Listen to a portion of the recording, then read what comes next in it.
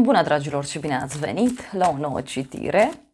Dacă titlul te-a atras, înseamnă că ai aici cu siguranță un mesaj pentru tine. Îți mulțumesc pentru că mă urmărești, îți mulțumesc pentru că mi-ești alături. Dacă vrei și tu o astfel de citire, te invit oricând cu drag doar pe aplicația de tarot și astrologie Cristina Zurba, disponibilă atât pe iPhone cât și pe Android. Să vedem așadar mesaje, ce trebuie să știi. Hai să vedem mesaje. Bun, a început citirea. La baza pachetului avem 5 de bâte. 5 de bâte, marele preot, moartea. Parcă e ca o luptă spirituală. Pentru unii văd aici și o legătură cu zodia Scorpion, zodia Taur. Poate să fie și o perioadă în care te lupți cu cineva anume, dar ce văd aici e un moment în care ai anumite reguli, ai anumite principii după care tu te ghidezi. Poate ai și o perioadă în care ghidezi pe cineva, ajuți pe cineva într-o luptă pe care persoana aceasta o duce. Este o luptă fie cu fricile sale, fie este vorba despre o luptă cu un inamic, cu cineva important.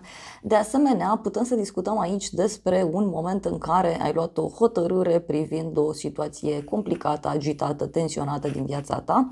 Însă ce mai simt aici e o foarte mare detașare pe care tu o ai dintr-un impas, da? Cumva e un conflict aici, e o ceartă cu cineva și tu ești într-un moment de foarte mare înțelepciune pentru că tu reușești să vezi deasupra acestui conflict. Tu cumva reușești să te detașezi, da? Cumva reușești să înțelegi de ce se întâmplă un anumit lucru.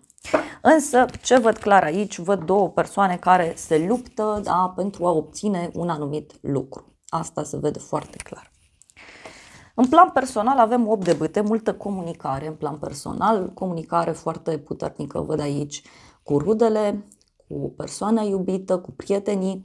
Este bineînțeles și o perioadă a vieții tale în care lucrurile se mișcă foarte rapid, totul se mișcă aici cu viteza luminii și tot 8 de bâte poate să însemne și o perioadă în care lucrurile încep să devină diferite în viața ta. Te apropii foarte mult de un anumit scop, dar ce văd aici e că te și îndepărtezi cumva, da, de o anumită problemă. Apoi avem cumpătarea, o conexiune cu zodia Săgetător. Da, urmează aici o perioadă pentru tine de echilibru, de vindecare. Poate să fie și o împăcare cu cineva, poate pentru unii e ca și cum sunteți chemați să liniștiți niște ape, să liniștiți pe cineva. Mai văd și un moment aici în care tu reușești să-ți găsești echilibrul între familie și prieteni, între dragoste și prieteni. Este un moment al tău, este un moment de vindecare și simt eu aici să-ți spun că după o perioadă complicată, răsare un curcubeu așa în viața ta și reușești să faci acea alchimie pe care tu ți-o dorești. Bun, hai să vedem acum despre ce este vorba. Vreau să clarificăm puțin acest 8 de bâte. Ce vrea să spună? Nebunul. Deci poate ești într-un moment al vieții tale în care dai dovadă de foarte mult curaj, ai foarte multă creativitate și ca și cum îți dorești libertate, îți dorești o nouă viață. Pentru unii poate să însemne și un curaj fantastic de a vă implica într-o relație sau de a comunica, poate chiar cu cineva anume. Mai vreau o carte. Justiția, o legătură cu zodia Balanță, deci este un moment în care tu aici îți faci dreptate. Mai poate să însemne și o veste eliberatoare legată de zona juridică sau o veste eliberatoare care, uite, poate să țină și de acte, poate să însemne și o decizie pe care tu o iei pentru viața ta personală.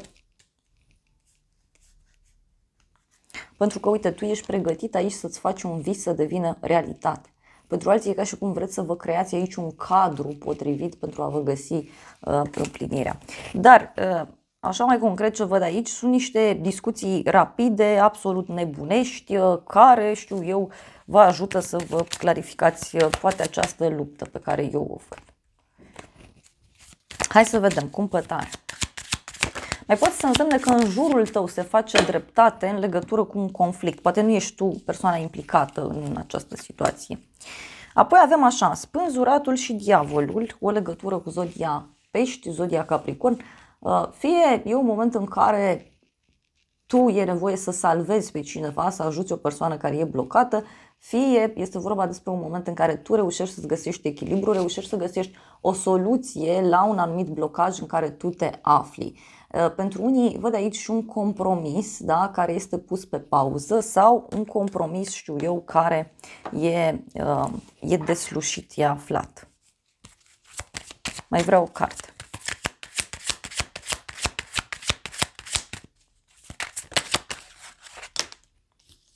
Cavalerul de cupe, deci uite cineva aici care vine către tine cu un buchet de flori, care vine către tine cu o propunere în dragoste.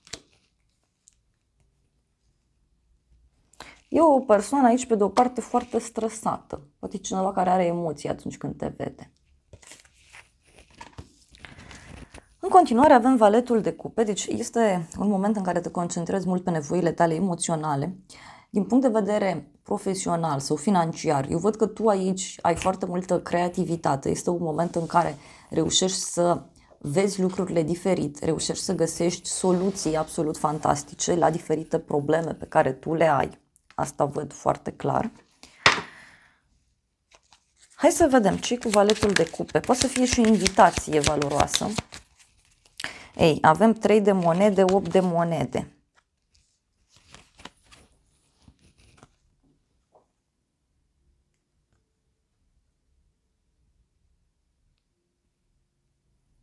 Ca și cum cu 8 de monede și 3 de monede este și o perioadă așa în care lucrezi foarte intens, fie la un proiect, fie la ceva important.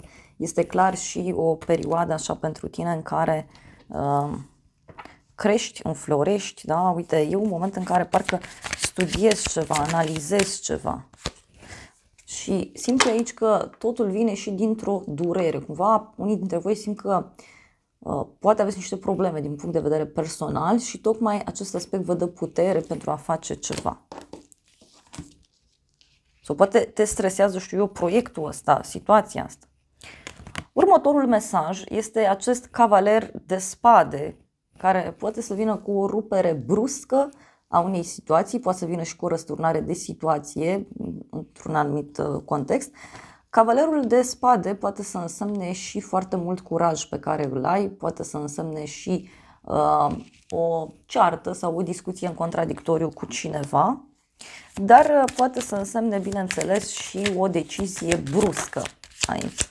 Magicianul, deci uite, e cineva care poate se simte trădat, mințit, sau poate este vorba despre o persoană care reacționează așa într-un mod mai impulsiv. Atenție pe mici accidente, mici probleme. 7 de cupe.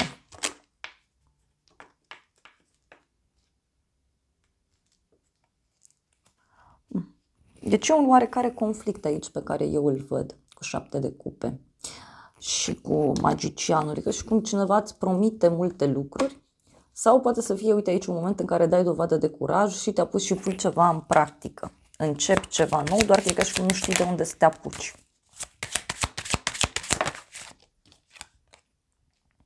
Șase de bâte. Eu văd o victorie. Pentru unii poate să însemne și că aflați de un personaj care a mințit, a trădat, s-a ascuns. Da? Și 6 de bâte înseamnă o victorie, înseamnă o realizare.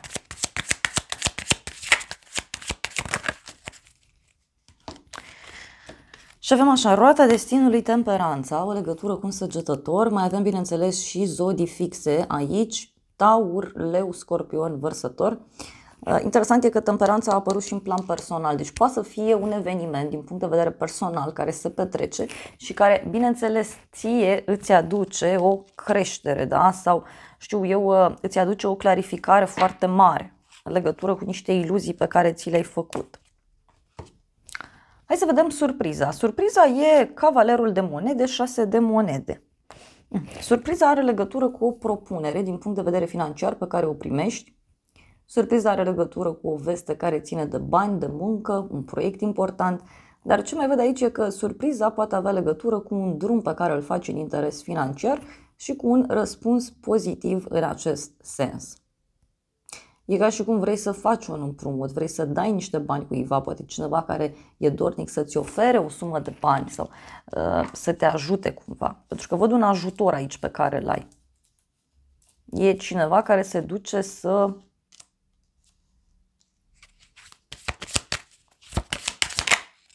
Uite, avem 8 de bâte. 8 de bâte, 7 de monede, moarte. Deci, surpriza, dragilor, conexiune din nou cu Scorpion. Surpriza are legătură cu o moștenire, o sumă de bani, o așteptare mare pe care tu o ai din punct de vedere financiar. Și 8-ul ăsta de bâte înseamnă multă comunicare. Da? Înseamnă multă comunicare, înseamnă lucruri care se întâmplă cu viteza luminii. Cineva vine cu o dovadă către tine. Hai să vedem 6 de monede. 3 de bâte. Deci, uite, e o primă bucurie, o primă victorie, ca și cum înaintezi într-un proiect, da? Mai pui un pas înainte, mai pui o cărămidă. Dar e cineva, uite, care e cumva pus la pământ. Uite, parcă e cineva care se mută, pleacă, parcă e cineva care nu știe pe ce drum să o apuce și e vorba de o persoană duală. Poate cineva care a aflat că a fost mințit, trădat, înșelat.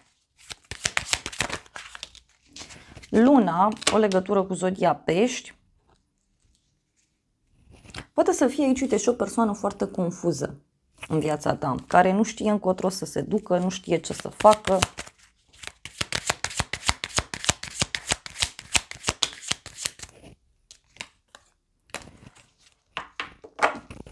Cinci de bâte. Poate este și o discuție care pleacă de la bani aici. Da, un conflict, că mi-a apărut din nou conflictul ăsta care e de ceva timp. Vreau să vedem ce spune acest oracol, foarte drag mie. Nu știu dacă l-am mai folosit cu voi.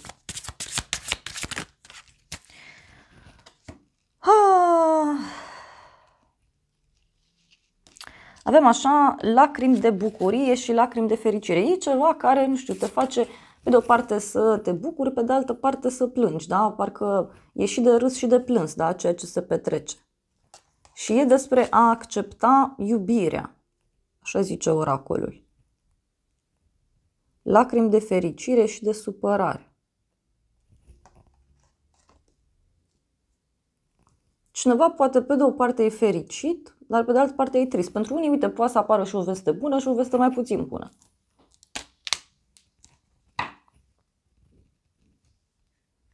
Putere și rezistență avem aici.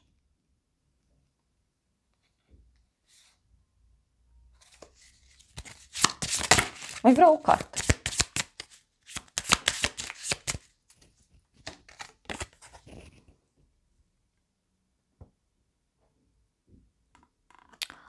Ca și cum, uite, cineva descoperă ceva, cineva plantează ceva, deci poate are legătură cu niște lucruri care ies la suprafață. Eu așa simt să transmit. Asta e surpriză.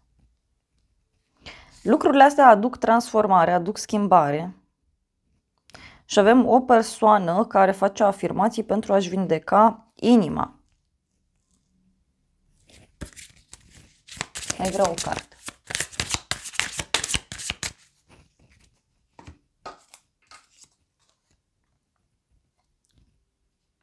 A planta semințe. Poate să fie și un răspuns pozitiv aici, dar eu văd că e ceva ce oarecum e de la zero sau ceva ce se plantează acum, ceva ce crește acum.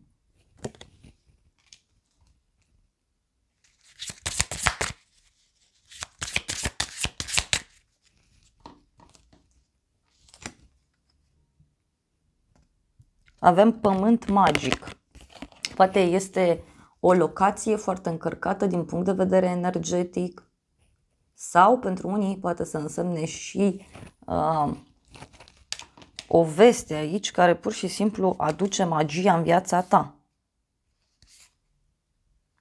Uite că avem prosperitate și abundență, că și cum după vestea asta, uite, eu te văd aici liniștit, relaxat, stând la soare, servind ceva, bucurându-te de viață.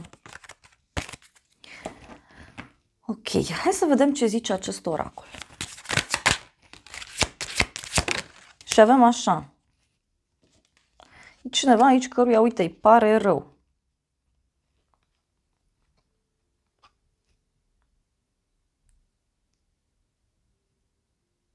Și avem, uite, un tort. Deci, parcă e cineva cu părere de rău, repet, cuiva îi pare rău după o pierdere, dar în același timp, totuși, eu văd aici și o sărbătoare, da? O celebrare a unei situații.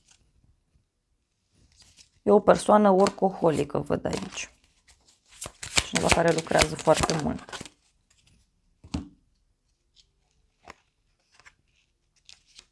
Și ce văd eu e un miracol care se petrece.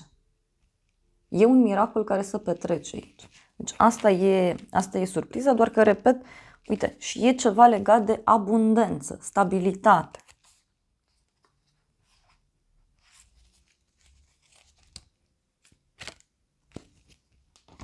Hai să vedem ce zice acest tarot.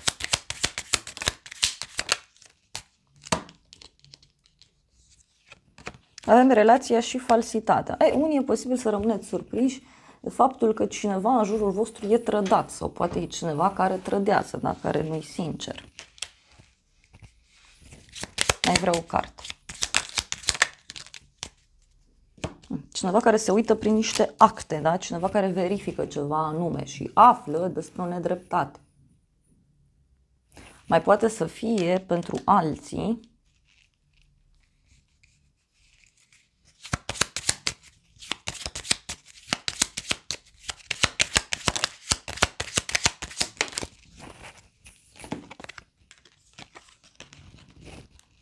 și o persoană, uite, supărată. Deci e cineva care a pierdut ceva aici, care e foarte supărat în legătură cu niște minciuni, în legătură cu ceva anume.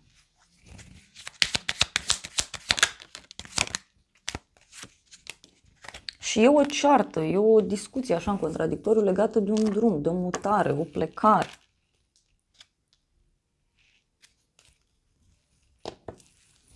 Hai să vedem ce zice și oracolul. Și avem așa, drum lung, o veste onorabilă, un bărbat matur, cu dragoste sinceră și realizarea dorințelor. Poate e cineva de la distanță, putem să discutăm despre cineva care se află în alt oraș, în altă țară, sau pentru unii poate să fie un răspuns din punct de vedere profesional și atunci discutăm despre o instituție, o companie, fie străină, fie cineva care are sediu sau, da, în alt oraș, dar în altă țară, la distanță de tine, cum s-ar spune. Dar pentru unii poate să fie și o propunere foarte interesantă. Dar, repet, e cineva, uite, înlăcrimat, cu boală, înșelat, mințit. E un personaj aici cu niște probleme. Da. Însă, totuși, surpriza vine cu niște noutăți plăcute pentru tine. Și e ceva legat și de o femeie matură. Asta văd clar.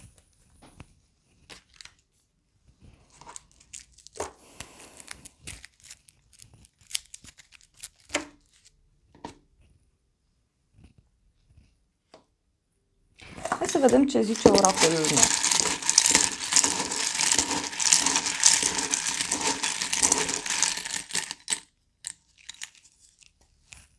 Multe mesaje. Avem în primul rând zodia Săgetător, o curiozitate plăcută. Deci e cineva foarte curios aici. Avem realizarea dorințelor, elementul apă. Avem karmă, inițiala K, deci e o karmă aici pe care cineva o plătește. Avem pe neașteptate o ceartă, ziua de luni, un noroc mare, mai avem luna iulie, cifra 7, zodia Rac, zodia Leu, o bucurie mare, cifra 7, magic, apoi avem luna ianuarie, cifra 1, zodia Capricorn, zodia Vărsător, bani puțini și supărare. Și din nou avem zodia Vărsător, tehnologie, autenticitate. Deci poate cineva care descoperă că undeva a fost mințit, trădat.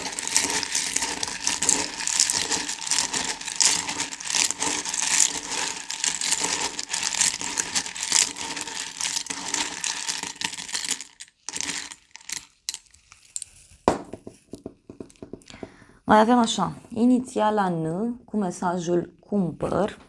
Poate cineva cu niște cumpărături, care a făcut cumpărături, știu eu. Avem intuiție, chakra 6,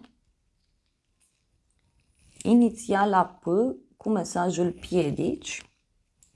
Apoi avem inițiala A cu mesajul ajutor. Deci poate să fie cineva aici care întâmpină niște piedici, niște probleme și atunci vine și îți cere un ajutor. Simt nevoia să extrag un ultim mesaj din acest oracol. Au ieșit două. În primul rând avem așa, sufletul tău se pregătește pentru a se reconecta, ai încredere în acest proces, împărtășește-ți visul cu celălalt și încurajați-vă reciproc ca acesta să devină realitate. Iar la bază avem așa conexiune. Conexiunea ta este eternă și nu poate să fie ruptă. Da, deci e ceva aici karmic, e ceva sortit. Bun, dragilor, acestea au fost previziunile de această dată. Eu vă mulțumesc pentru prezență, vă îmbrățișez cu drag, sper din suflet să vă fie de folos informațiile și să ne revedem cu bine și data viitoare. Eu vă doresc să aveți parte de o zi sau de o seară cât mai frumoasă.